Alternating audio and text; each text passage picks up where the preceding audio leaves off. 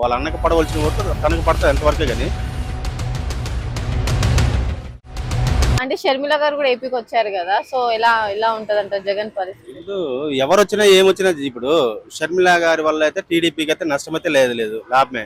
ఎందుకంటే వాళ్ళకు వచ్చేది వాళ్ళ అన్నకి పడవలసిన ఓట్లు తనకు పడతాయి ఎంతవరకే కానీ, టీడీపీ ఓట్లు అయితే తనకి వేయరు కదా. ఓకే, టీడీపీ జనసేన పొత్తులో వస్తుంది కదండి, ఇది గవర్నమెంట్ ఫామ్ అవుతుంది అంటారు. ఇప్పుడు టీడీపీకి ఎవరు సపోర్ట్ కూడా నాకు తెలిసినంత మేబీ అవసరం లేదు. ఎందుకంటే ఇప్పుడు ఆంధ్రప్రదేశ్కి ఖచ్చితమైన గవర్నమెంట్ ఏది లేదు. అది చంద్రబాబు నాయుడు అయితే 100% అక్కడ డెవలప్మెంట్ అవ్వడానికి. కానీ ఇప్పుడు చంద్రబాబు నాయుడు వచ్చినా అంత తొందరగా వాళ్ళ విజన్ ఎప్పుడు ఉంది, 2047కి ఉంది.